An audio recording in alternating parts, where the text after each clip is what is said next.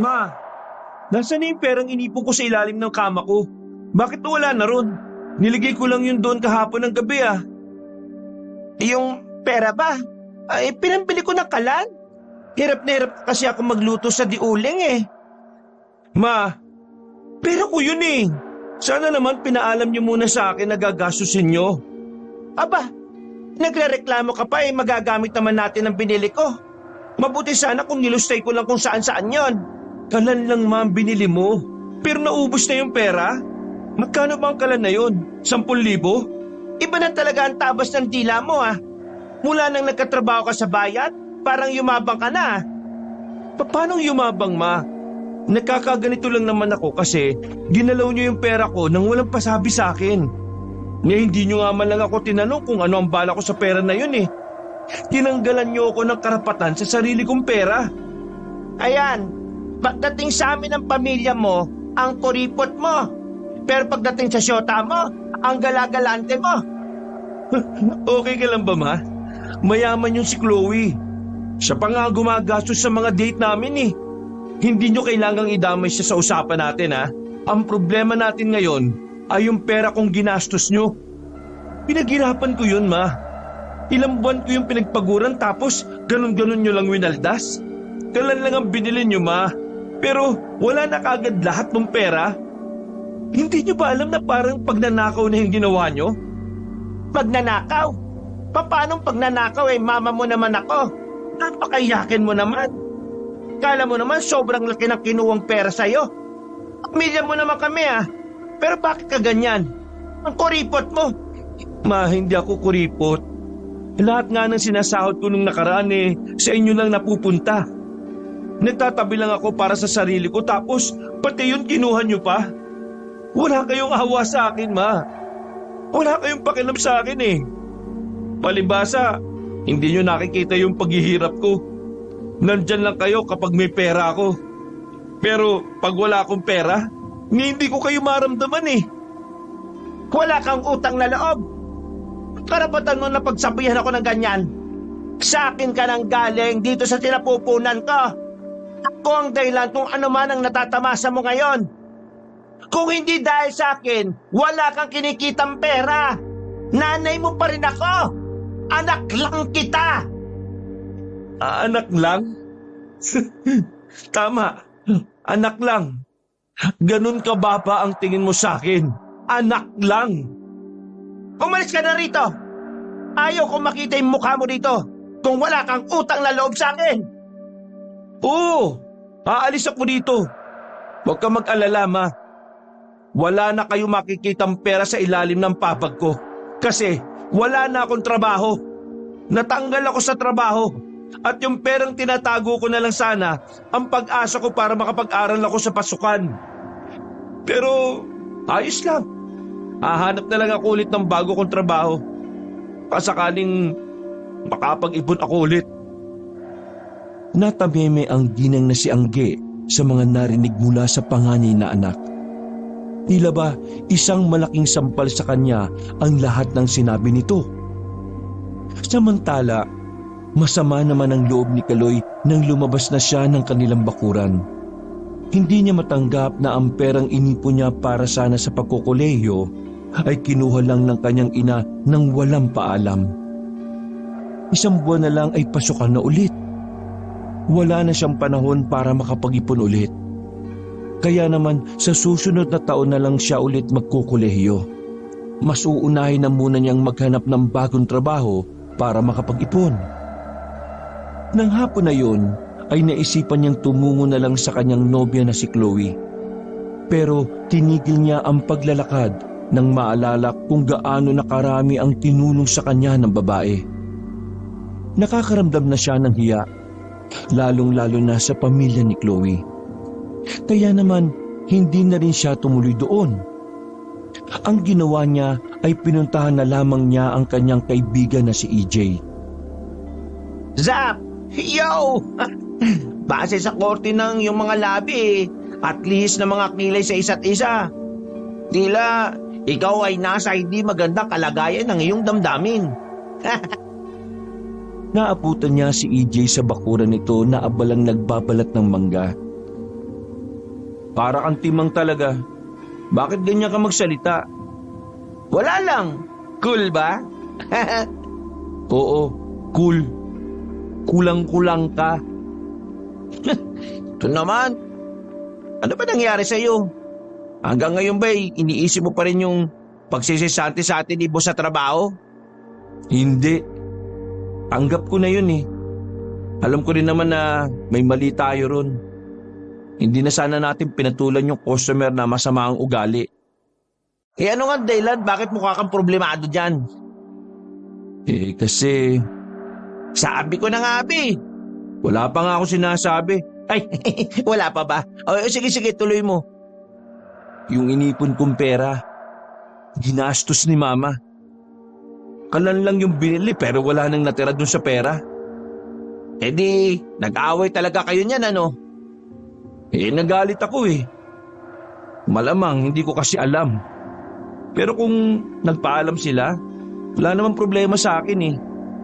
Pre, Kaloy, naiintindihan ko nararamdaman mo.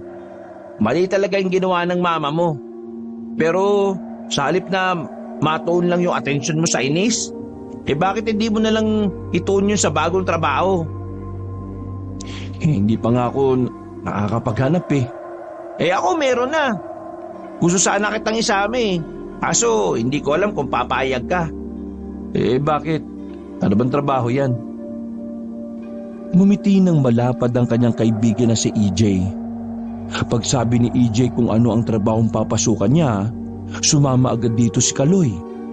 Desperado na kasi si Kaloy na makapag-ipon.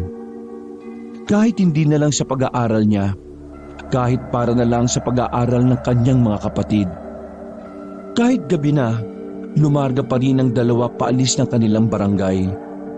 Hindi pa nga nakapagbibihis ng maayos na kasuotan si Kaloy, pero ang sabi kasi ni EJ ay ayos na yun. Magpapakilala pa lang naman sila sa kanilang magiging boss. Nasa 30 minutong lakaran ang ginawa nila bago nakarating sa lugar. Isang barangay din ang kanilang napuntahan. Tahimik na barangay yon. Hindi gaya ng kanilang barangay na kahit madaling araw na ay may mga nagkakantahan pa rin kahit ang papangit na mga boses. Pre, sigurado ka ba na dito tayo magtatrabaho? Ano ba talagang trabaho natin? Boy. Bakit? Anong bakit? Boy ang sabi ko. Yun ang magiging trabaho natin. Magiging boy tayo sa malaking bahay na yan. Boy? As in, magiging utusan tayo? Oo. Ang sabi ni Tiyo noong nandyan pa siya, malaki raw magpasahod yung amo dyan. Tapos, hindi pa gaanong nakakapagod yung trabaho. Wala namang problema sa akin kahit na anong trabaho. Pero, legit ba yan? Tingnan mo nga yung bahay na ang lawak ng bakuran. Ang laki ng bahay pero parang ang dilim. Parang Haunted house. Yan ang napapala mo kakapanood dun sa Pamela Clamil horror story sa YouTube eh. Halika, sumunod ka na lang sa akin. Agad silang lumapit sa harapan ng gate. Naroon ang isang gwardiya na mapungay ang mga mata, na parabang isang taon na itong hindi natutulog. Magandang gabi po sa inyo. Ako po yung pamangkin ni Ronaldo. Dating boy po rito sa mansyon. Nandito po ako kasi pinapunta niya po ako. Kailangan daw kasi ng bagong boy. At ito nga po pala yung kasama ko, ang kaibigan kong si Kaloy. Tumingin lang sa kanila ng seryoso ang gwardiya. Nagpabalik-balik pa ang tingin nito sa kanilang dalawa. Bigla na lang itong bumuntong hininga. Parang dismayadong umiling at saka walang ganang binuksan ang gate. Hindi nagsalita ang gwardiya pero tumuro lang ito kung saan sila unang pupunta. Maraming salamat po. Pero sana next time, nagsasalita po kayo. Uy, para kang baliw. Naglakad ang dalawa sa malawak na bakuran. Nilagpasan nila ang main door at tumungo sila sa gilid ng mansyon, na kung saan ay meron dong mahabang garden. Hindi pa man sila nakakalapit, nakita na nila ang isang matandang lalaki na nakaupo sa sofa. Abala itong inaayos ang maliit na halaman na nakapatong sa lamesa. Nang maramdaman sila ng matanda, agad itong lumingon sa kanila at nagpakita ng malapad ng ngiti. Tumayo ang matanda at saka lumapit sa kanila. Ikaw na ba ang pamangkin ni Boknoy? Taas noong sumagot naman si EJ. Opo, ako nga po. Pinapunta niya po ako dito dahil nangangailangan daw po kayo ng boy. Maka, nangangailangan nga ako. Wala kasing tumatagal na boy dito.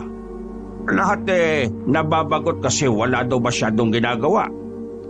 Teka, sino naman tong kasama mo? Ay, si Kaloy po. Kaibigan ko po yan. Gusto din po sanang ipasok kasama ko dito eh. Pero wag po kayong mag-alala. Masipag po kaming dalawa.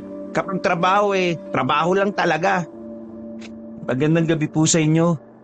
Kung nangangailangan pa po kayo ng tao, willing po akong pumasok. Kailangan ko lang po kasing mag-ipon eh. Sandaling tiningnan ni Felicing ang binata. Ngumiti ito saglit at tumango-tango. Okay, sige. Magsimula na kagad kayo ngayon. Oh, ngayon po kagad? Bakit? Ayaw mo ba? Ay, hindi naman po. Wala pong problema kahit kailan. Di halina kayo. Sumama kayo sa akin at ituturo ko sa inyo kung saan kayo matutulog. Stay in kayo rito ha, para lang malinaw sa atin. Nauna nang naglakad ang matandang lalaki, papasok ng mansyon. Napapangiti na lamang si Kaloy nung mga oras na yon. Dahil sa wakas, meron na naman siyang trabaho. Makakapag-ipon na ulit siya ng pera para sa kanyang sarili at sa kanyang dalawang kapatid na nag-aaral. Malaki ang bahay. Sa loob ay sobrang lawak ng sala. Namamangha si Kaloy. Dahil sa buong buhay niya, ay yun ang unang pagkakataon na makakita siya ng ganoong kalaking bahay. Umakyat sila sa ikalawang palapag. Binuksan na matanda ang isang kwarto na sa loob may dalawang kama na magkaharap. Kumpleto na rin ang gamit sa loob. Malaki na ang silid na yon para kay Kaloy at EJ. Dito ang kwarto ninyo. Doon naman sa kabilang hagdanan, yang unang pinto. Yan ang silid ng aking apo. May apo po pala kayo? Kasasabi ko lang, di ba? Nasan po yung apo ninyo? Natutulog na. Bukas sa bukas din ng umaga, ipapakilala ko kayo sa kanya. Higit sa lahat, ang aking apo ang prioridad nyo rito, ha? Wala pong problema. Sana hindi kayo umalis kagad, ha? Hindi ko na alam ang gagawin ko kapag nawala pa kayo. Wala kasing nagbabantay sa apo ko kapag walang taga-alaga. Kawawa naman. Abala rin naman kasi ako sa mga negosyo ko. Huwag po kayo mag-alala. Aalagaan namin ng maayos ang apo ninyo. Sige. Bukas ko na rin ipapaliwanag sa inyo ang mga dapat nyong gawin. Marami-rami din kasing dapat gawin dito sa mansyon kasi 1 linggo nang walang kasambahay dito. Pero pagkatapos naman nun kalma-kalma na ang buhay nyo rito. At tungkol sa sahod, bibigyan ko kayo ng paunang bayad bukas. Nako, maraming salamat po. Matanong ko lang po, wala po ba kayong ibang kamag-anak? Bawal ang magtanong tungkol sa personal na impormasyon, ha? Sige po, pasensya na po. Maraming salamat na lang po. Maraming salamat po, Sir Felicing. Kami na po ang bahala sa apo ninyo. Basta gawin nyo lang ang trabaho ninyo. Pinapangako ko na magiging maganda ang sahod ninyo. Tumango at ngumiti na sa kanila ang matanda at saka naglakad na rin pababa ng hagdanan. Hindi naman maiwasan ni Kaloy na naging curious sa mga bagay-bagay. Kagaya na lang ng kung bakit dalawa lamang si Felicing at ang apo nito sa malaking bahay na yon. At kung bakit hindi tumatagal ang mga nagiging kasambahay o boy sa kanila. Napapaisip tuloy si Kaloy kung ano ba talagang klase ng bata ang apo na matanda. Maya-maya lang ay pumasok na rin sila sa loob. Ipagpapabukas na lang din nila ang pagkuha ng mga damit nila. Mas mainam na matulog na lang sila doon kaysa magpagod pang maglakad. Ano? Ayos ba, pre? Ang peaceful ng lugar na ito, no? Walang kaingay-ingay. Oo nga, sa sobrang tahimik parang nakakabingi na. Nako, masasanay ka rin sa katahimikan. Sana nga. Humiga na lamang ang dalawa sa kani-kanilang kama. Malambot ang kama na kanilang kinahihigaan. Naninibago si Kaloy. Nasanay kasi siya noon sa matigas na higaan. Bumuntong hininga na lamang si Kaloy. Pinagdarasal niya na sana maging maganda ang takbo ng trabaho niya sa pinasukan nilang yon. 6:00 ng umaga nang magising si Kaloy sa kanyang kinahihigaan. Naramdaman niya kasi na parabang merong nakatayo sa may pintuan. Agad na napabangon si Kaloy at paulit-ulit na kinalabit si EJ. Huy, Ising, yung apo ni Sir Felicing nandito. Kukusot-kusot pa ng mata ang binatang si EJ nang tumingin sa pintuan. Namulagat din ang mga mata nito nang makita ang 9 na taong batang lalaki. Maganda umaga. Ikaw ba yung apo ni Sir Felicing? Alam nga namang ikaw. Kinabigla nilang dalawa ang paraan ng pagsagot ng bata. Hindi nila inaasahan na may pagkamaangas pala ang batang yun. Sa puntong yun pa lang, agad na naintindihan ni Kaloy na maaring ang ugali ng bata ang dahilan kaya walang tumatagal na nag-aalaga dito. Pasensya na kung medyo tinanghali na kami ha. Napuyat kasi kami, namamahay lang kami. 6:00 pa lang ng umaga, hindi pa talaga tanghali. Muling nagkatinginan na magkaibigan. Pakiramdam nilang dalawa ay mahihirapan silang pakisamahan ng batang yon. Pero determinado si Kaloy. Wala siyang pakialam kung magmaldito pa yon. Ang mahalaga sa kanya ay magampanan ang trabaho at makasahod na maayos. Bata, may kailangan ka ba sa amin kaya ka nandito? Maaga pa kasi. Hindi bata ang pangalan ko. Ken ang pangalan ko. Okay Ken. May kailangan ka ba sa amin? Ganitong oras, naglalakad-lakad na ako sa bakuran para lumanghap ng sariwang hangin. Sino sa inyong dalawang pwedeng sumama sa akin? Nagbulungan ang dalawa. Halatang ayaw ni EJ na siya ang sumama sa batang si Ken. Maiksi lang kasi ang pasensya ni EJ, lalo na sa mga bata. Mas gugustuhin na lang niyang magkuskus ng lababo at kubeta kaysa magtimpi sa bata. Patrip talaga si Tio Hindi sinabi na may bata pala rito. Kainis. Ikaw na dyan. Ha? Ikaw na bahala, Kaloy. Sige. Ako na lang ang sasama sa'yo. Hintayin mo na lang ako sa labas. Magbibihis lang ako ng maayos ha. Wag na. Ayos na ang suot mo.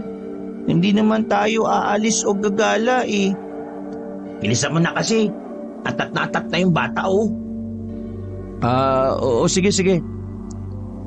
Hinuha na ni Kaloy ang kanyang damit at kahit wala pang hilamos at mumog, sinamahan niya na ang bata.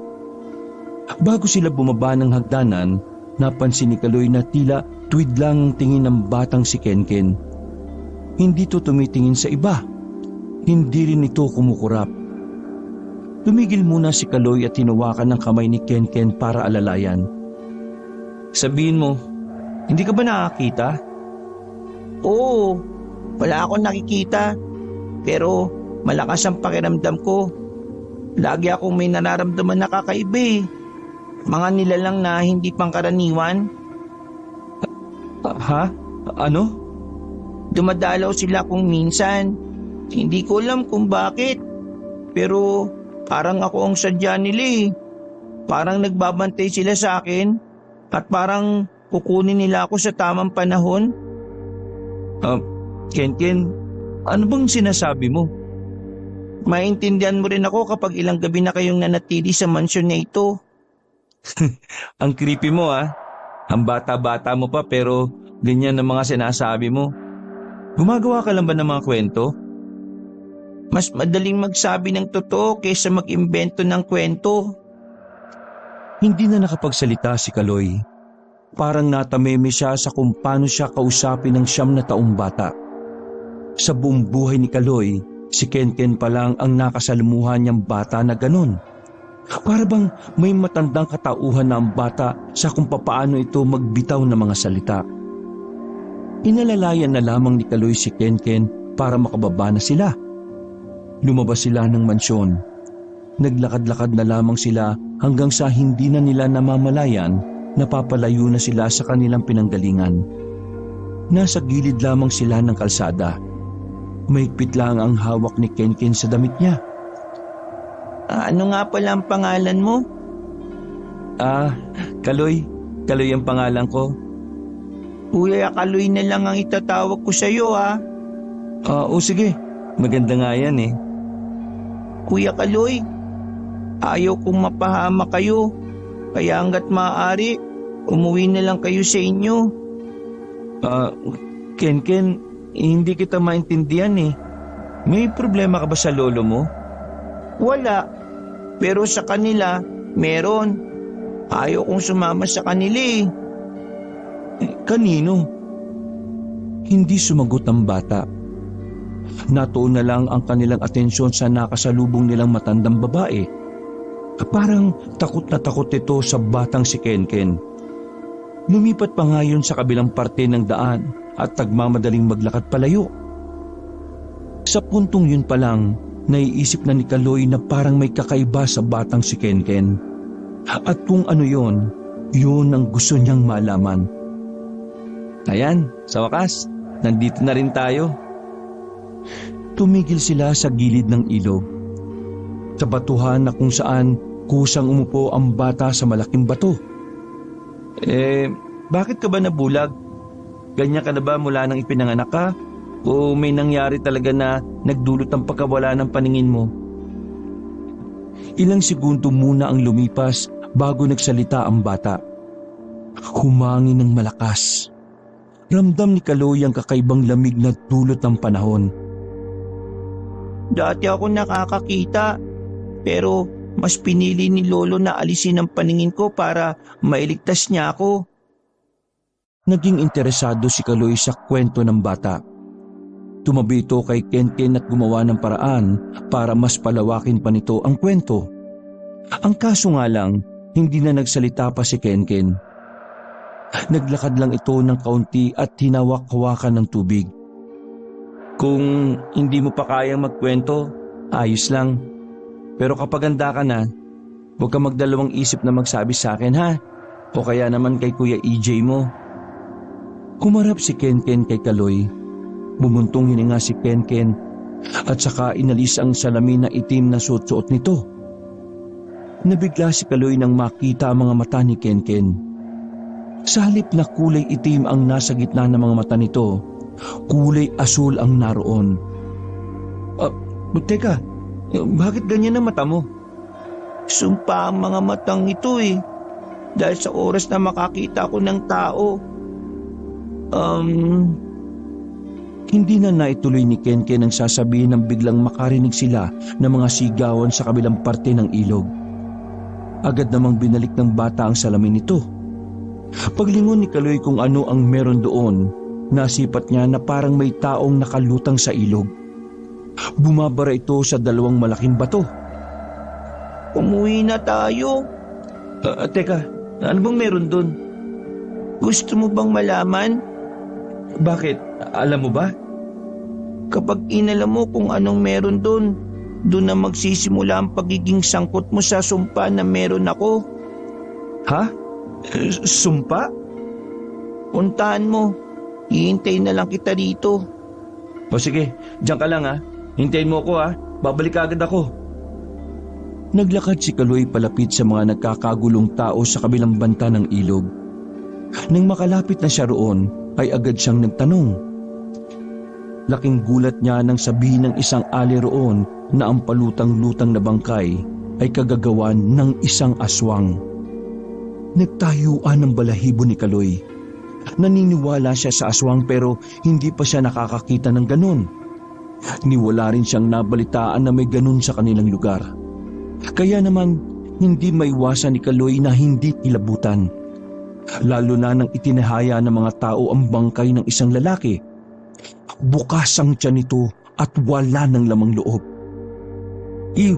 Kadiri, brutal.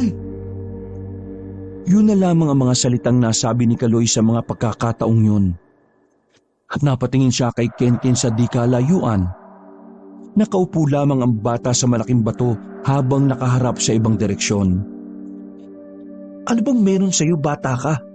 Bakit parang may alam ka sa aswang? Sinubukan ni Kaloy na hindi na lamang pansinin ang kanyang mga nakita. Hindi na rin niya nilarawan kay Kenken kung ano yon. Batid niyang hindi makabubuti para sa isang 9 na taon na bata na malaman ang sinapit ng biktima. Naglakad na rin sila pauwi. Pagpasok nila ng mansyon, naabutan nila si Felicing na tarantang-taranta sa sala. Kanina pa nito hinahanap si Kenken. Nang makita nito ang bata, sobrang gumaan ang pakiramdam nito. Ano ka ba naman? Sino ba nagsabi sa'yo na pwede mong ilabas ang apo ko, ha? Di ba ang sabi ko, hintayin niyo muna ako at sasabihin ko kung ano yung mga dapat at hindi dapat gawin? Diyos ko ka naman, no? Bakit ka gumagawa ng sarili mong desisyon, ha? Pasensya na po kasi Wala siyang kasalanan. Ako ang pumilit sa kanya. Pinuntahan ko sila sa kwarto nila at pinilit ko siyang ilabas ako. Wala siyang kaalam-alam. Sinunod niya lang ang sinabi ko sa kanya kasi nagmakaawa ako sa kanya eh. Ikaw? Nagmakaawa? Huwag niyo na po siyang pagalitan. Ako po ang may kasalanan, Lolo. humugot na lamang ng malalim na paghinga ang matanda. Parang bagyang sumakit ang ulo nito dahil kinabahan nito. Akala niya nabawi na sa kanya ang pinakamamahal na apo. Kenken naman, alam mo naman na hindi ka pwedeng basta-basta na lang lumalabas, di ba? Paano kung makita ka ng... Lolo, hindi ito ang tamang oras para pag-usapan yan. Ay, sige, pasensya ka na, apo. Nag-alala lang naman sa'yo si Lolo. Huwag na po kayo mag-alala, Lo. Habang suot ko yung binigay nyo, ligtas lang ako palagi. Nawiwindang si Kaloy noong mga sandaling yon habang nakikinig sa usapan ng maglolo. Palagay niya may kung anong hindi sinasabi sa kanila ang dalawang yon. Hindi niya alam kung anong klaseng lihim yon. Pero nararamdaman ni Kaloy na hindi lang yung basta lihim. Sa ahurahan kasi ni Kenken, sobrang nahihiwagaan na si Kaloy. Pasensya ka na, Kaloy, ha?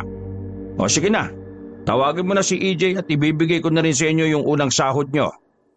Pag-uusapan na rin natin ng iba pang mga bagay. Tumango na lamang si Kaloy at nagmamadaling inakyat si EJ sa kanilang silid. Pagdating niya roon, ay inabutan niya ang kaibigan na sarap pa rin sa pagtulog. Nakanganga at humihilig pa. Hinampas niya ng unan sa mukha si EJ at agad din naman itong nagising. Uy! Ano ba? Natutulog pa yung tao eh. Pinapatawag na tayo ni Sir Felicing. Ha? Ano, Felicing? Uy, nananaginip ka ba, pre? Wala ka sa bahay niyo. Nasa trabaho na tayo. Sinuyot pa ni EJ ng tingin ng silid na kinalalagyan niya. Nang mapagtanto na hindi niya kwarto ang kinalalagyan nila, nagmamadali itong bumangon. Ay, oo nga pala, gagi. Bakit ngayon mo lang ako ginising? O sige na, bilisan mo na. Marami tayong dapat pakinggan kay Sir Felicing. Agad din namang sumunod si EJ sa baba. Sinimulan na rin ng matandang lalaki ang instruksyon tungkol sa mga dapat nilang gawin at iwasan. Sa sobrang daming bawal, hindi na nila matandaan pa ang iba. Basta ang pinakabawal na gawin ay ang ilabas ang bata sa mansyon. Pwedeng sa bakuran, pero hindi pwedeng lumayo. Pagkatapos ng paliwanagan, ibinigay na rin sa kanila ang paunang sahod. Tuwang-tuwa si Kaloy. Kahit kasi wala pa naman silang gaanong ginagawa, malaki-laki na ang sinahod nila. Sir, parang sobra-sobra naman po yata ito. Kasi simula pa lang po namin. Ngumiti lang ng malapad si Felicing. Kung tutusin kulang pa nga yan. Kung alam nyo lang kung gaano kahirap ang trabaho dito sa bahay, baka mag-demand pa kayo na mas malaki. Gaano nga po pala kahirap? mahirap. Mahirap in a way na kailangan yung maging matapang. Basta, sa mga susunod na araw may sasabihin pa ako sa inyo. Kaya sana, nandito pa rin kayo sa araw na yon. Hindi po kami aalis, no? Kung ganito ba naman kabait ang amo namin at ganito kalaki yung sweldo, lugi pa ba kami? Natawa na lamang sa kanila ang matanda. Matapos yun ay nagpaalam na rin sa kanila si Felicing. Marami pa kasi itong aasikasuhin sa kanyang mga negosyo. Kaya naman, naiwan na lang silang tatlo sa mansyon. Ken, kapag may kailangan ka, igalaw mo lang itong maliit na bell na ito ha. Kami ng Kuya EJ mo maglilinis lang muna ng mga nakatambak sa likuran. Pinapahanga niyo talaga ako. O bakit? Dahil ba mga gwapo kami? Pinapahanga niyo ako kasi nararamdaman kong matapang kayo. Ano ba kasing tapang ang sinasabi niyo maglolo? Bakit? May makakasuntukan ba kami mga kalugar niyo rito? Sabihin mo lang. Handang-handa naman kami ni Kaloy Di ba Kaloy? Pilit na tumango na lamang si Kaloy. Pero nung mga sandaling yon ay iba ang tumatakbo sa kanyang isip. Naglalaro sa utak niya kung may koneksyon ba sa aswang ang pagiging misteryoso ng batang si Kenken. Sinimulan na ng dalawa ang paglilinis sa likuran ng mansyon. Maraming lumang gamit ang basa na lamang itinambak doon. Dakong 10:00 na ng umaga nang matapos sila. Si EJ na ang kusang nagluto ng kanilang pananghalian. Sabay-sabay na kumain ng tatlo. Pagkatapos, nagpaalam na muna si Kaloy na uuwi sa kanila saglit para kunin ang mga damit nito. Isasabay na lamang ng binata ang damit ni EJ dahil hindi pwedeng walang maiwanan sa mansyon. Alauna na makarating si Kaloy sa kanilang bahay. Pagpasok niya ng bakuran ay agad siyang tinanong ng kanyang inang si Angge. Bilang paggalang ay sinagot naman niya yon. Saan ka ba galing at hindi ka umuwi kagabi? May nahanap na po akong trabaho ulit. Stay in yun kaya hindi na muna ako uwi rito sa bahay. Pagkarinig ng ginang sa sinabi ng anak, ay agad itong napatayo mula sa kinauupo ang bangkito. Paano mga bayarin namin dito? Huwag ko kayong mag-alala ma. Kahit na hindi ako umuwi rito, magpapadala naman po ako ng pera. Sa katunayan, eto. Inilabas ni Kaloy ang 3,000 piso at inilapag sa lamesa. Paunang sahod ko po yan. Kunin niyo na lang muna. Kulang ito. Maraming gastusin dito sa bahay. Nagsisimula pa lang po ako sa trabaho. Kaya wala pa po akong pera.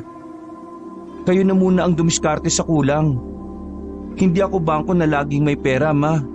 Maawa naman kayo sa akin. Uuwi lang ako para kumuha ng mga gamit ko at damit. Huminga na lamang ng malalim ang kanyang ina. Baka sa mukha ng ginang ang inis, pero hindi na lamang yun pinansin pa ni Kaloy. Dali-daling kinuha ni Kaloy ang mga gamit at saka umalis na din. Mag-aalas 3 nang makabalik si Kaloy sa mansyon. Napatagal siya ng bahagya dahil sa dami ng damit ni EJ na dapat dalhin. Tulog ang batang si Kenken noong mga oras na yon.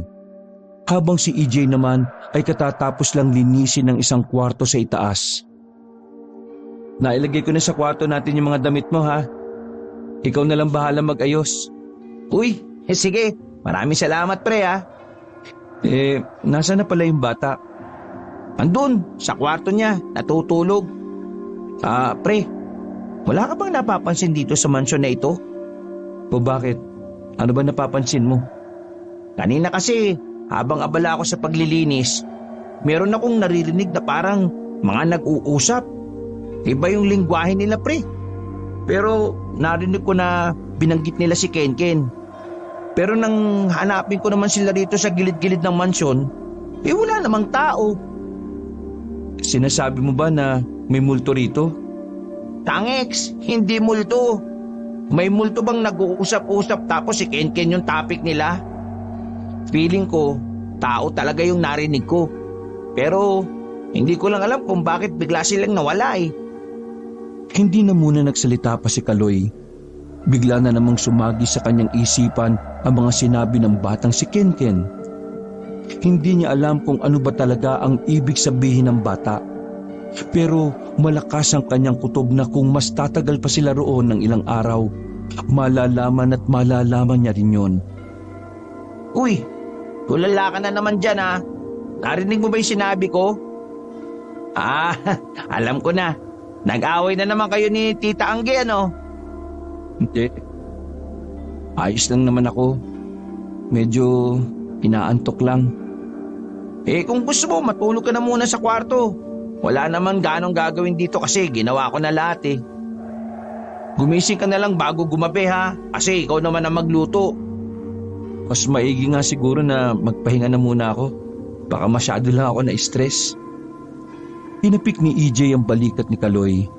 Ginantihan na lang din ni Kaloy ng tapik ang kaibigan at saka naglakad na rin paalis. Nakatulog si Kaloy. Gabi na nang magising siya. Nagtataka siyang bumangon kung bakit hindi man lang siya ginising ni EJ. Pagbaba niya ng sala, kita niyang may nakahanda ng pagkain. Pero hindi malaman ni Kaloy kung bakit walang katao-tao. Nakaramdam na ng hindi pangkaraniwan si Kaloy. Masama ang kanyang kutob. Kaya naman, dali-dali siyang umakyat sa kabilang hagdanan. Kinatok niya ang kwarto ni Kenken. Agad na nagbukas yun. Nasa loob ang kanyang kaibigang si EJ at saka hinila siya papasok sa loob. Tinakpan sandali ang kanyang bibig. Huwag kang maingay. Ha? Bakit? Ano bang nangyayari? Nang mapadako ang tingin ni Kaloy sa batang si Kenken, ay nasa kama lang ito. Inakala niyang natutulog lang yon pero wala yung malay. Habang nagluluto ko kanina, may nakita akong umaaligid sa mansyon. Mukhang hindi sila mga tao, pre. Ha? Ano bang pinagsasabi mong hindi tao? Basta, nakita ko kanina iba yung itsura nila eh. Tapos, nagtangka silang pumasok sa main door. Pero alam mo yun, parang may ewan na pumipigil sa kanila. Hindi sila makapasok. May trespasser na pala. Nasaan yung gwardiya natin? Biglang nakita ni Kaloy ang labis na takot sa itsura ni EJ. Kinabahan din siya dahil doon. Kaloy, nakita ko sa bintana si Chief. Nakabulagta na sa labas eh. Pang-11 gwardiya na si Chief ngayong taon. Napalingon ng dalawa nang biglang marinig nila si Kenken na nagsalita. Nakahinga ng maluwag si EJ nang makitang may malay na ito. Diyos ko naman, buti naman gising ka na. Bakit ka ba hinimatay kanina? Ito na yung sinasabi ko sa inyo. Sana umuwi na lang kayo. Madadamay kayo sa kapamakan dahil sa sumpa ko. Kenken, sabihin mo nga sa amin, ano ba talagang meron sa mansyon na ito? Sino yung mga sinasabi ni EJ? Mga aswang sila. Nagkatinginan si Kaloy at EJ ng mga sandaling yon. Pareho silang kinilabutan sa sinabi ng batang bulag na si Kenken. Nung una, akala ni EJ ay nagbibiro lamang ang bata. Pero nadagdagan ng kaba nito nang nagpatuloy pa si Kenken sa mga sinasabi niya. Kuya Kaloy, yung bangkay na nasa ilog, aswang yung gumawa nun, di ba? Kilala mo ba kung sino yun? Paano ko naman makikilala hindi naman ako taga rito. Tauhan ni Lolo sa kumpanya. Kaya hindi pa siya nakakauwi ngayon dahil kinausap niya pa yung pamilya ng tauhan niyang pinatay ng aswang. Ngayon, si Chief naman ang nawala. Isa na itong senyales na kailangan niyo na rin umalis dito. Teka naman kasi, bakit kasi ayaw mong ipaliwanag ng maayos? Bakit nandito ang mga aswang? At sila ba ang sinasabi mo na gustong kumuha sa'yo? Bakit? Anong dahilan? Sabihin mo nga na maayos. Naguguluhan ako sa'yo eh. Huminga ng malalim ang batang si Kenken. Tinanggal nito ang itim na salamin. Bahagyang natakot naman si EJ na makita ang kakaiba nitong mata. Si Kaloy naman, kahit pangalawang beses na niyang nakita yon, nahihiwagaan pa rin siya. Ang mga matang ito ay kagagawa ng albularyong kaibigan ni Lolo. Binulag nila ako ng sadya. Nang sa ganon, Hindi ko makita ang mga aswang, lalo na ang mga tao. Gusto kong kunin ang mga aswang dahil sa paniniwalang anak daw ako ng pinuno nila. Uy, teka. Ano pinagsasabi mong anak ka ng ano? Ng pinuno ng mga aswang? Anak daw ako ng aswang. Sa madaling salita, ang anak ni Lolo na ama ko ay pinuno ng mga aswang. Teka, paano naman magiging aswang ang ama mo? Hindi naman aswang si Sir Felicing. Kapangyarihan ng Yanggaw. Yanggaw? Sige na, umalis na kayo bago pa pati kayo'y madamay sa kapamakan. Hayaan nyo na ako mag-isa rito. Hihintayin ko na lang ang lolo ko. Hindi kami alis dito. Ano naman kung mga aswang ang mga yan? Basta, gagawin pa rin namin ang trabaho namin. Di ba, EJ? Ha? Hindi tayo aalis? Wala kayong laban sa kanila. Hindi sila pangkaraniwan. Mamamatay lang kayo gaya ng mga naunang naging yaya at boy dito sa mansyon. Kaya kung ako sa inyo, Naudlot ang sasabihin ng bata nang marinig nilang tila may naglalakad na sa itaas ng bubungan. Naramdaman nila na parabang nakatapat yon sa mismong silid ni Kenken. Hindi na nagsayang ng oras si Kaloy. Agad na niyang kinuha ang bata at dali-dali silang pumasok sa ilalim ng kamang tatlo. Walang mag-iingay ha. Ilang sandali lang, nakarinig na sila ng boses ng isang lalaking medyo maangas ang tono ng pananalita. Sa tansya ni Kaloy ay nasa edad 40 pa lang yun hanggang 45. Ken, sumama ka na sa akin. Mas maganda ang buhay na naghihintay sa iyo kung sa akin ka sasama. Sinenyasan lang ni Kaloy ang bata na wag nang magsalita. Ako ang ama mo, kaya hindi kita pababayaan. Kalimutan mo na ang lolo mo dahil darating din ang araw na mamamatay na rin siya sa katandaan. O pwede ring dahil sa mga aswang. Noong mga sandaling yon, sobrang kaba ang magkaibigan. Hindi nila alam kung paano sila makakaalis ng mansyon nang walang nakakakitang aswang sa kanila. Napapailing na lamang si Kaloy. Sa kanya na lamang napagtanto na kaya pala malaki ang sahod doon, hindi pala talaga basta-basta ang mga nangyayari sa mansyon. Ken, anak, huwag mo nang hintayin na gawin ko ulit yung mga ginawa ko sa mga nauna mong yaya. Alam mo kung paano ako magalit. Walang magagawa mga pulis at maging ang lolo mo. Anong gagawin natin, Kaloy? Paano natin mapapalaya sa mga yan? Wala tayong gagawin. Hanggang hindi sila nakakapasok sa mansyon, mananatili lang tayo rito. Mga ilang sandali lang, naramdaman na lang nilang nawala na ang mga yabag ng paa sa itaas. Narinig nila na nagsisialisan na ang mga yon. Saka lamang nakaramdam ng ginhawa ang dalawang magkaibigan. Paglabas nila sa ilalim ng kama ay hingal na hingal sila. Wala na ba talaga sila? hindi naman sila nagtatagal dahil wala naman silang magagawa. Hindi sila makakapasok dahil sa malakas na pangontra na nasa mansyon. EJ, tawagan mo si Sir Felicing. Nagmamadaling kinuha ni EJ ang cellphone at saka kinontak ang matandang amo. Habang si Kaloy naman ay lumabas ng silid, bumaba siya at kumuha ng malaking kutsilyo. Tumilip siya sa bakuran sa labas. Wala na ang mga aswang kung kaya't nagkaroon siya ng pagkakataon para lapitan ng gwardya. Buong akala nila ay patay na yon. Pero naramdaman pa ni Kaloy ang pulso. EJ, sabi mo kay Sir na dumiretso siyang ospital. Isasama natin si Kenken. Buhay pa si Chief. Walang sinayang na oras ang lalaking si Kaloy. Binuhatan niya ang gwardya. Mabuti na lang ay marunong magmaneho ng sasakyan si EJ, kaya naman nagamit nila ang sasakyan ng amo. Kasama si Kenken, nagmamadaling pinaharurot ni EJ ang sasakyan paalis. Mabilis silang nakarating ng ospital, saka pinaasikaso sa mga nurse ang gwardya. Habang naghihintay sila ng update sa doktor, dumating naman ang matandang si Felicing. Dinala nito ang magkaibigan at si Kenken sa maliit na chapel ng ospital.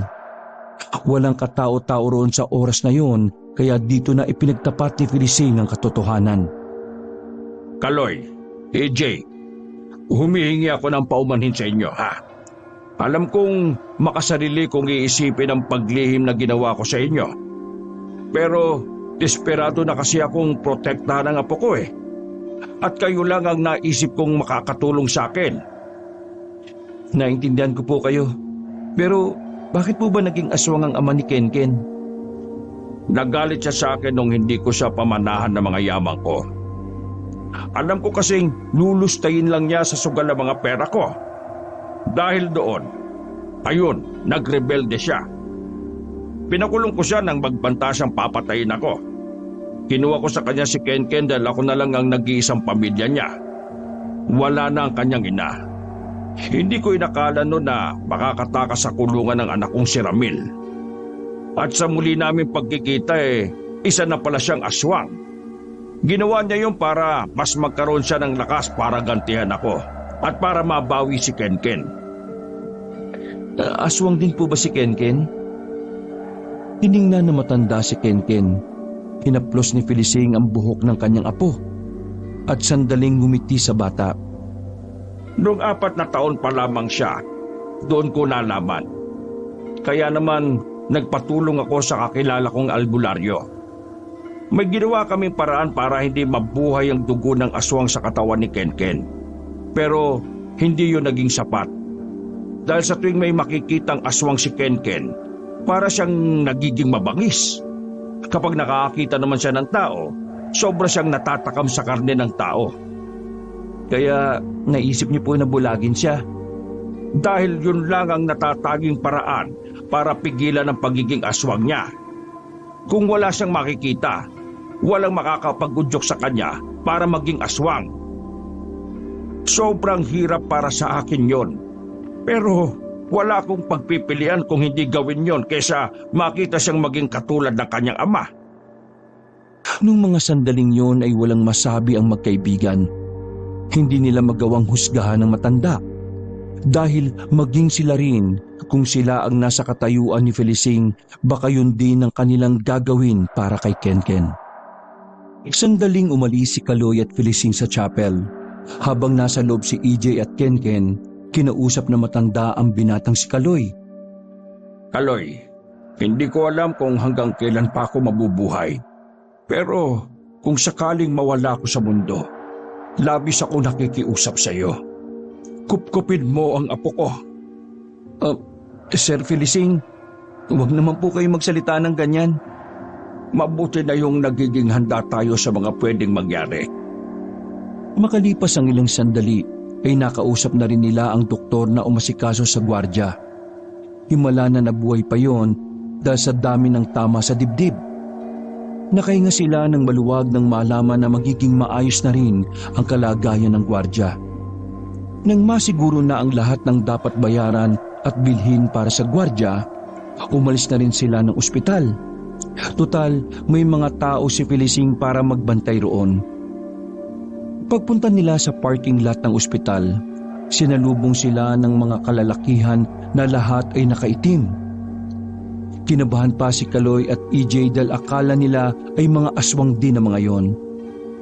Kumuha na ako ng mga tao. Sila ang magbabantay sa mansyon. Kaya hindi nyo kailangan mag-alala. Sumakay na rin silang lahat sa van. Umalis na rin sila ng ospital. Nung puntong yon, kahit na papaano ay kampante na si Kaloy na hindi sila mapapahamak. Sa tingin niya naman kasi, hindi sila pababayaan ng mga taong kinuha ng kanilang amo. Habang nasa kalagitnaan ng biyahe ay nakatulog na naman si Kenken, habang si Kaloy at EJ ay gising na gising. Hindi nila magawang matulog lalo pat liblib na ang kanilang dinaraanan.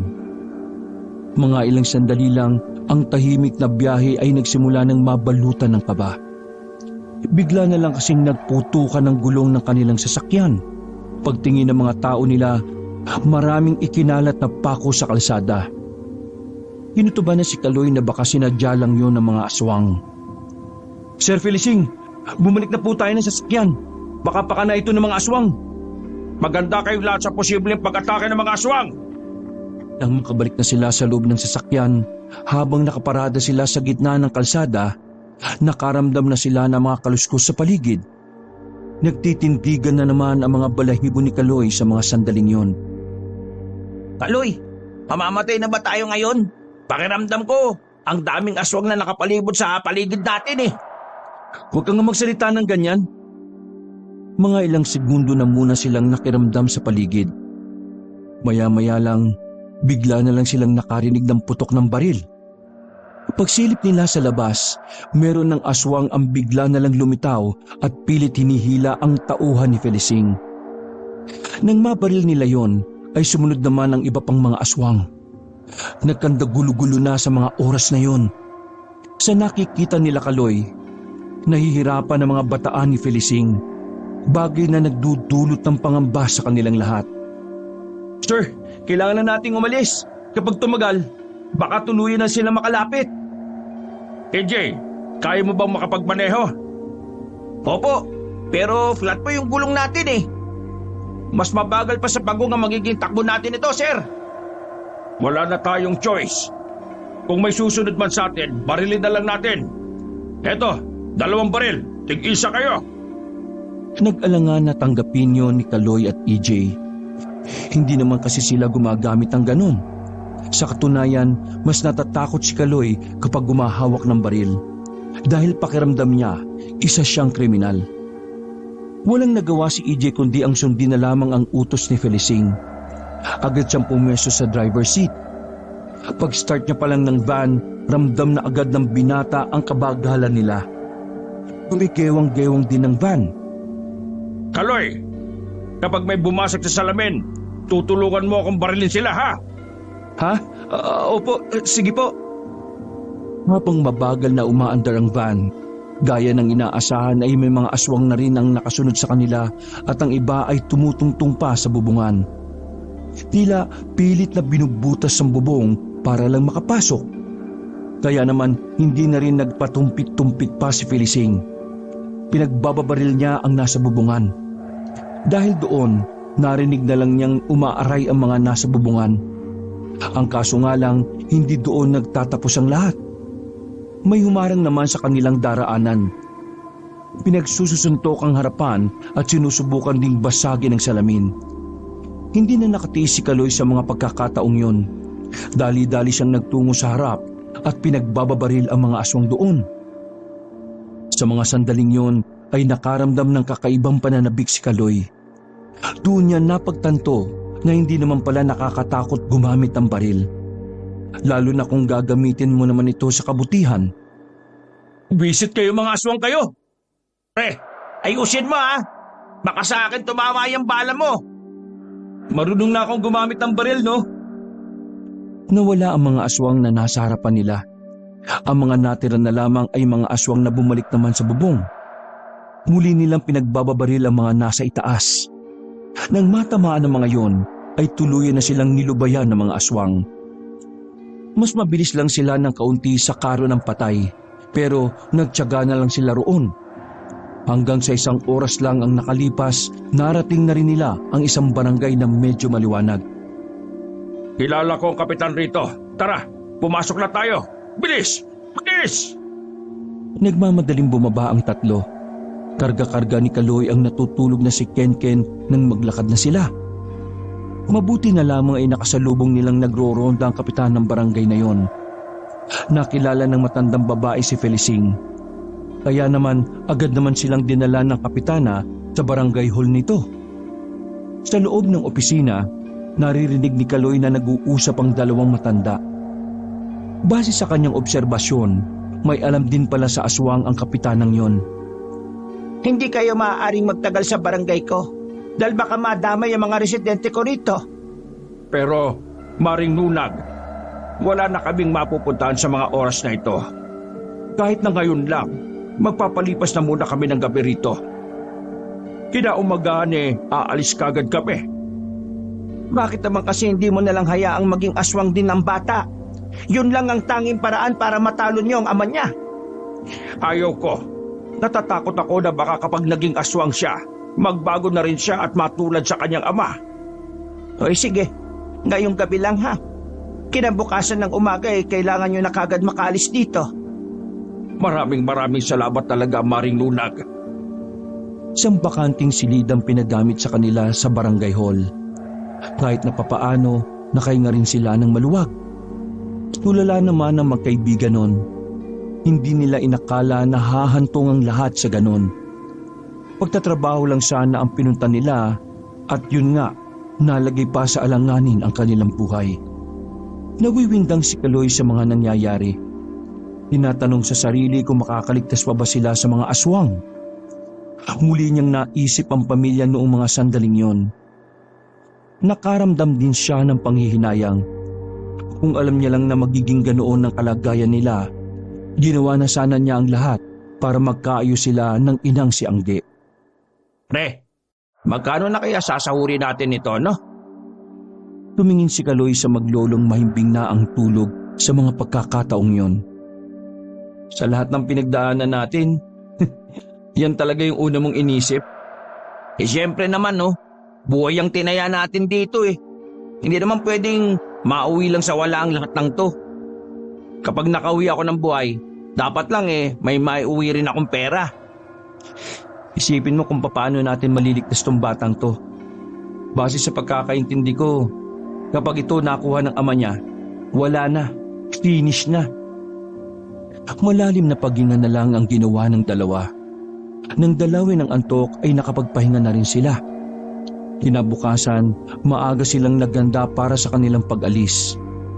Napalitan na rin ng matinong gulong ang kanilang sasakyan.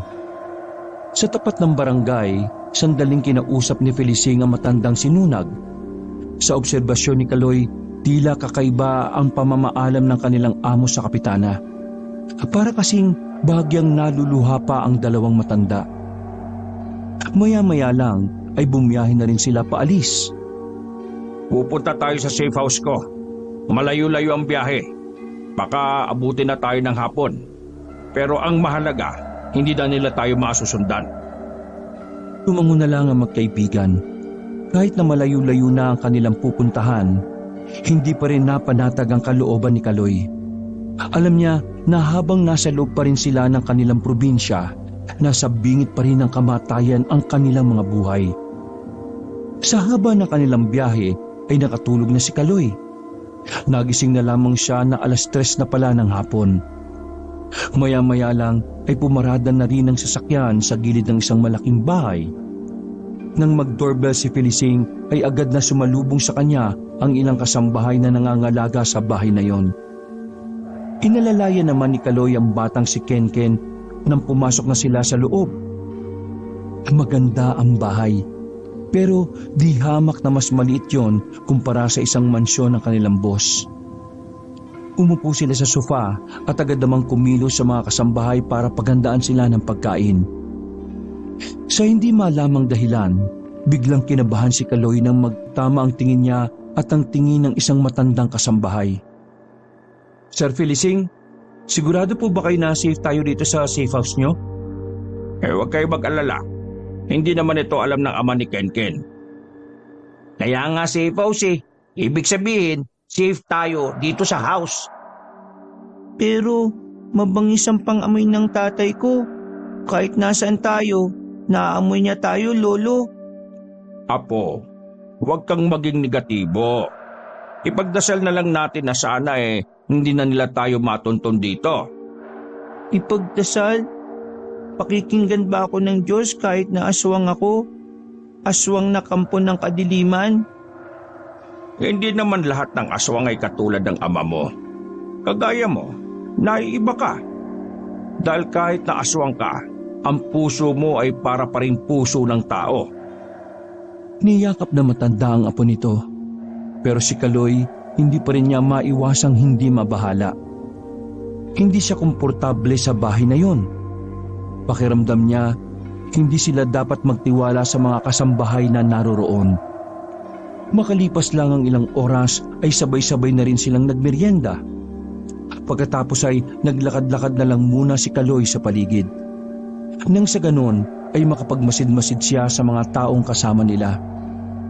Sa kalagitnaan ng pagmumuni-muni ni Kaloy Napansin niyang nag-uusap-usap ang mga kasambahay sa may garden. Tumigil ang mga yon nang makita siyang paparating. Nagkanya-kanya ng pulasan ng mga yon na parabang may hindi dapat marinig ang binata. Masama na talaga kutob ko sa mga kasambahay na to. Sinubukan ni Kaloy na sundan ng isang matandang kasambahay. Sa lahat kasi ng mga kasambahay doon, sa matandang yun siya pinakamas nagdududa. Naabutan niya ang matandang yon sa may likuran ng bahay na kunwari nag-aayos sa mga sinampay. Hindi na napigilan ni Kaloy ang kanyang sarili. Tinanong na niya ang matanda. Mawalang galang na pero hindi ako mapalagay sa mga tingin nyo eh. Pwede po bang umamin kayo sa akin? May ginagawa po ba kayong masama laban kay Sir Felicing? Pagkasabi ni Kaloy ng mga salitang yon, ay tila natataranta ang matandang kasambahay. Nanlalaki ang mga mata nito. Dudugtungan pa sana ni Kaloy ang kanyang sasabihin nang biglang marinig niya ang tinig ni EJ sa loob ng bahay. Naalarma siya dahil doon. Kaya naman iniwan na muna niya ang matandang babae at saka dali-daling bumalik. Pre, wala si Sir Felicing. Hindi ko alam kung saan nagpunta. Sa mga kwarto, tiningnan mo na ba? Oo eh, pero wala din eh. Napalingon ng dalawa nang maramdaman nila ang batang si Kenken na pababanan ng hagdanan.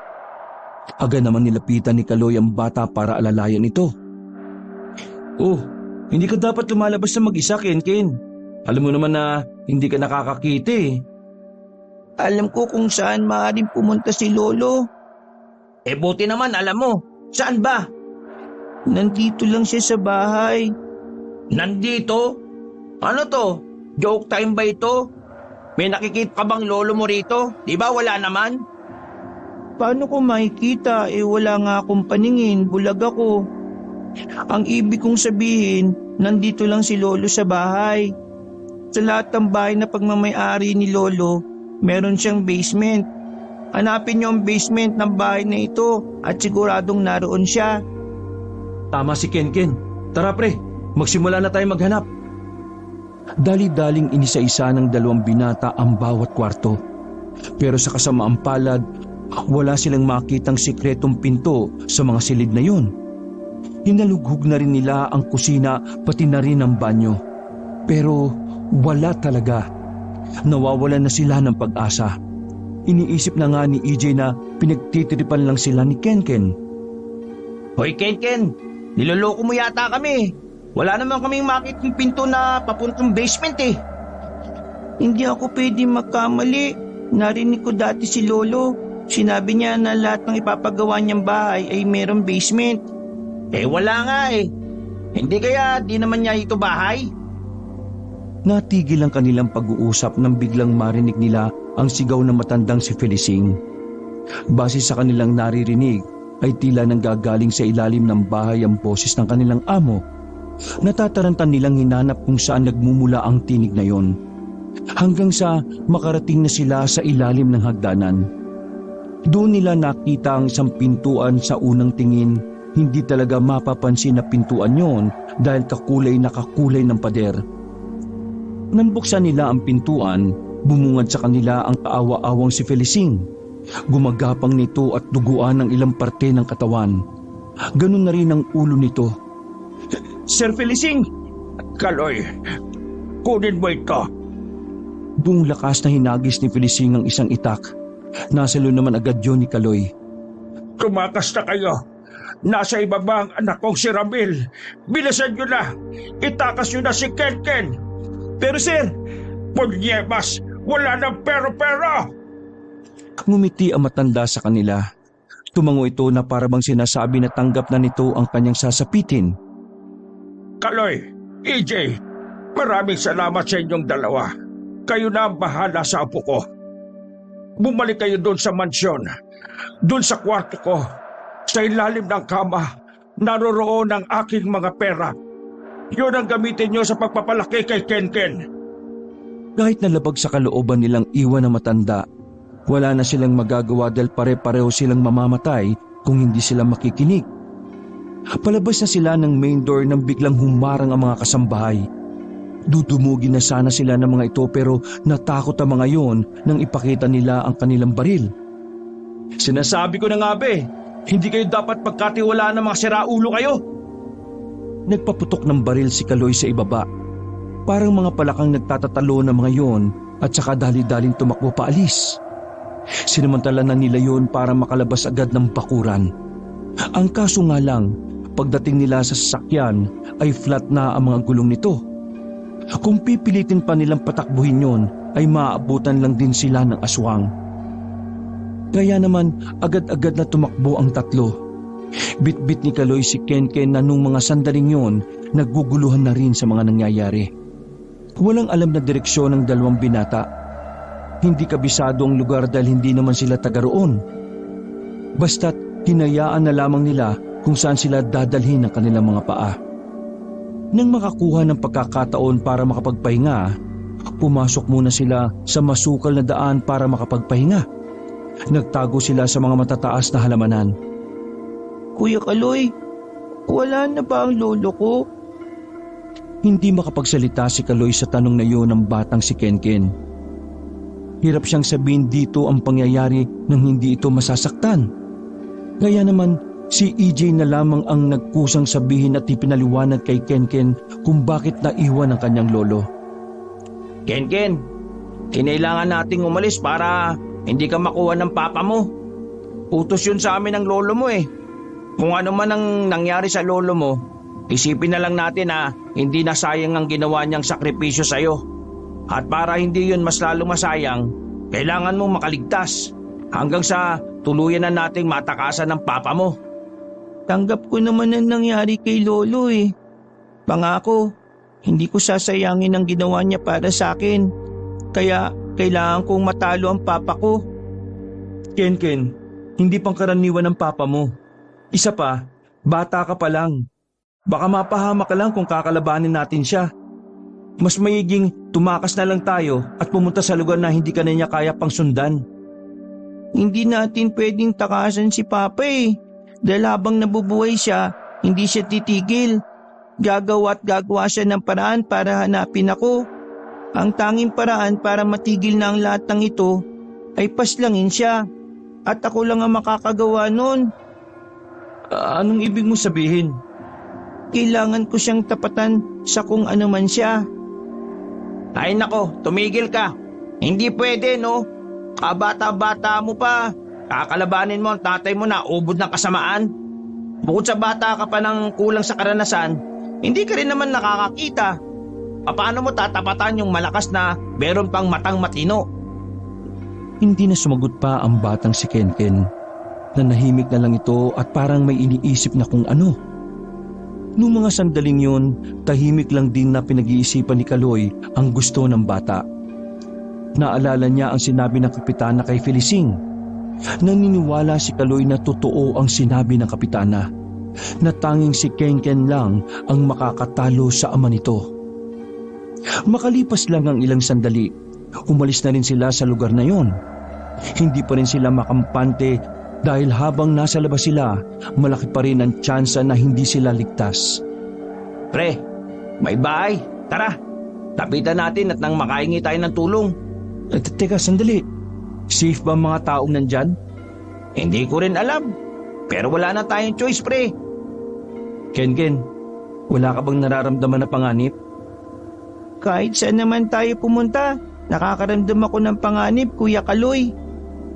Para sigurado, ako na lang muna ang lalapit doon. Sesenyasan ko na lang kayo kapag nasiguro kong ligtas tayo ron. Pumayag si Kaloy sa sinabi ni EJ, kaya naman mabilis na naglakad ang binata palapit sa bahay na yon. Kinatok ni EJ ang pinto at lumabas mula roon ng isang lalaki. Sandaling kinausap ni EJ ang lalaki. Pumayag naman ito na tulungan sila. Sinenyasan na ni EJ si Kaloy para lumapit. Kaso nang lumabas sila sa kanilang pinagtataguan, bigla na lamang humarang sa kanilang daraanan ang isang lalaki na matangkad. Kahit hindi nakakakita si Kenken, ramdam na ramdam niya ang presensya kung sino ang nasa harapan nila. Kenken! Anak! Masyado mo naman akong pinahihirapan eh. Nandito ka lang pala. kasama ng mga hampas lupang tao na ito. Nataranta ang lalaking dapat sana ay tutulong sa kanila. Isinarado na ng lalaki ang pintuan. Ilang beses na nakiusap si EJ pero hindi na yun nagbukas pa. Hayaan mo na ako mabuhay mag-isa. Hindi ako sasama sa iyo kahit na kailan. At kanino ka naman sasama? Sa mga taong yan? Tuturuan ka lang nila kung paano maging mahina at maging walang silbi. Magiging alipin ka lang din ng sistema ng mga tao. Mas gugustuhin ko naman maging alipin ng tao kaysa maging kasama ng demonyong kagaya nyo. Huminga ng malalim ang aswang na si Ramil. Halatang nagtitimpi lamang ito. Bagay na mas lalong kinabahala ni Kaloy. Mahigpit lang ang pagkakayakap ni Kaloy sa bata. Sinabi niya sa sarili nung mga sandaling yon na kahit na anong mangyari, hindi niya bibitiwan si Kenken. Kenken, anak, makinig ka. Kung sasama ka sa akin, malalayo ka sa kapahamakan na dulot ng mga tao. Anak, hindi ka matatanggap ng mga tao.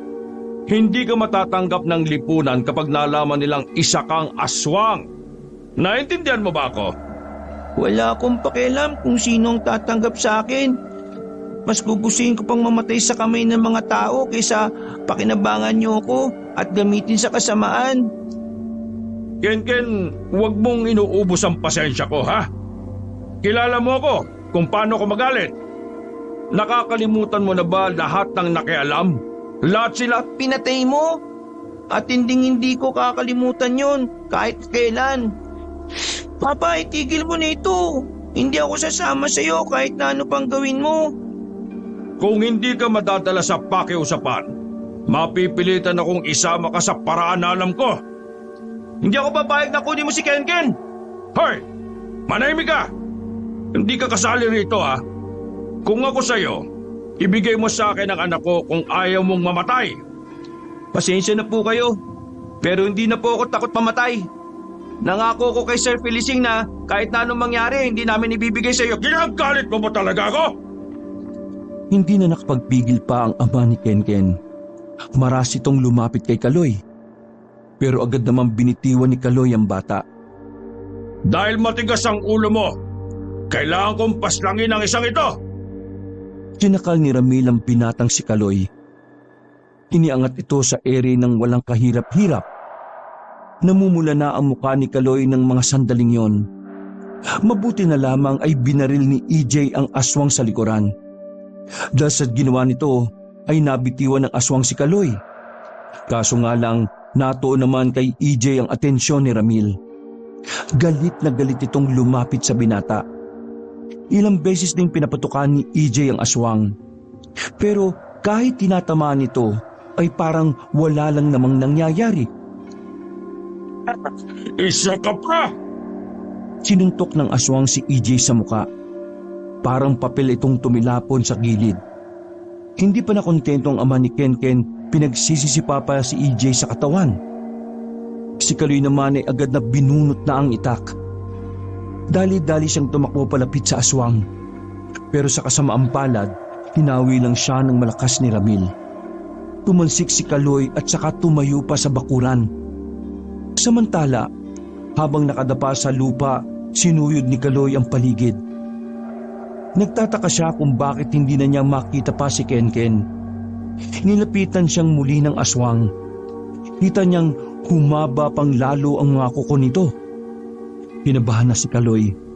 Batid niyang kapag tinarak yun sa kanya, siguradong katapusan na ng kanyang buhay. Uunahin na kita dahil ikaw ang mukhang mas matapang eh. Muli siyang sinakal ng ama ni Kenken. Nakaamba na sa ere ang mahaba nitong kuko. Nang nasa aktong itatarak na nito ang kuko sa tiyan ni Kaloy, pero buti na lang ay biglang dumating ang batang si Kenken. Iba na ang anyo nito. Marami na itong buhok sa katawan. Kulubot na rin ang muka. Ang kulay asul nitong mata ay nilamon na ng kulay pula. Parang hindi siyam na taon si Kenken nang sumampa ito sa likuran ng ama at saka sinakal.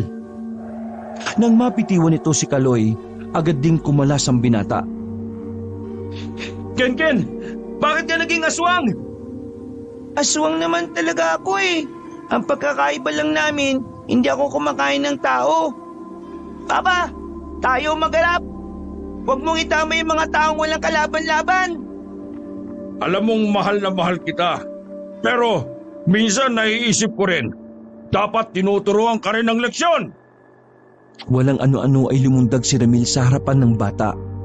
Pero dahil sa kakaibang bilis ni Kenken, hindi ito natamaan ng kanyang ama. Parang hindi na rin yun bulat kung kumilos.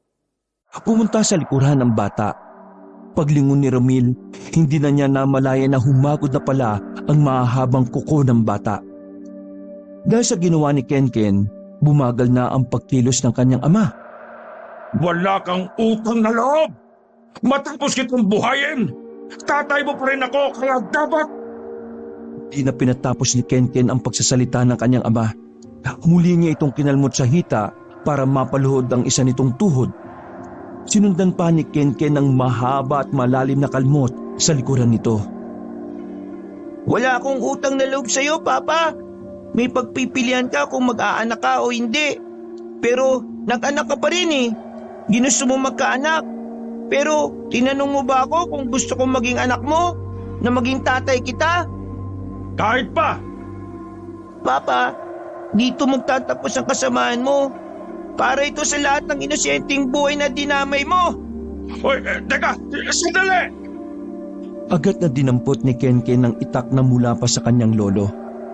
Pigit matang tinarak ng batang itak sa mismong dibdib ng kanyang ama. Agad na sumuka ng dugo ang lalaki. Wala pang ilang segundo ay tumumba na rin ito sa lapag.